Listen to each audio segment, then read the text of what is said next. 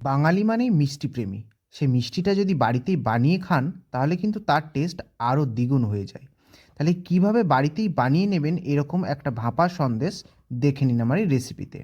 তার জন্য প্রথমেই মিক্সার গ্রাইন্ডারে নিয়ে নেব ছানা, তারপর নিয়ে নেব চিনি, কিছুটা পরিমাণে গুঁড়ো দুধ দিয়ে সমস্তটা ভালোভাবে আপনাদের ব্লেন্ড করে নিতে হবে। তারপর এখানে আমরা একটা অ্যালুমিনিয়াম মোল্ড নিয়েছি, এছাড়া আপনারা টিফিন বক্স নিতে পারেন, সেখানে ওটা ঢেলে দেব। তারপর উপর থেকে সামান্য আমরা ডিজাইন করার জন্য একটু ফুড কালারটা ছিটিয়ে দিয়েছি। ব্যাস, তারপরে এটাকে আপনারা মোটামুটি 45 মিনিট স্টিমে দিয়ে দেবেন। তারপরে নামিয়ে নিলেই রেডি হয়ে যাবে কিন্তু ভাপা সন্দেশ।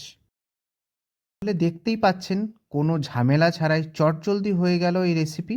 তাহলে এরকম আরও রেসিপি পেতে গেলে অবশ্যই আমার চ্যানেলটিকে সাবস্ক্রাইব করবেন। আর যদি এই রেসিপি ভালো লেগে থাকে অবশ্যই লাইক করবেন, শেয়ার করবেন।